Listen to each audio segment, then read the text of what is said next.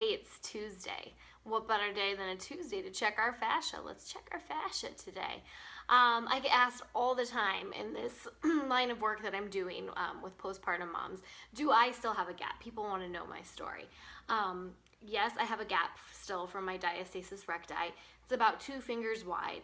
But the key is that my fascia has improved vastly, and that took a shit ton of time. I don't know how else to say it or to put it other than that. It took years for that to get stronger, and it couldn't do it while I was breastfeeding. While I was breastfeeding, I was like a bowl of jello. So today I'm going to go over how to check your fascia and to measure and see where you're at in terms of that, because the fascia is as important as the width of your gap. Refresher on checking for the width, you're going to measure above, at, and below the belly button. Slight lift of the head, feel for those side bellies, at the belly button, below the belly button, and measure with your fingers how much distance you feel.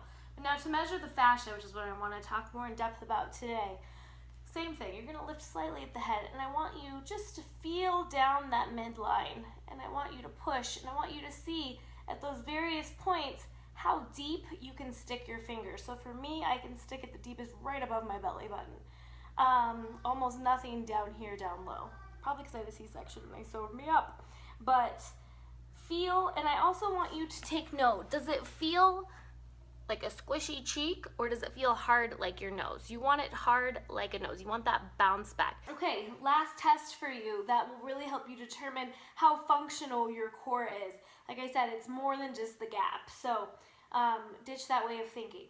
Can you get that fascia in between your 2 side bellies, your 2 rectus bellies, to be nice and tight when you're engaged? So using your breath, the inhale, exhale,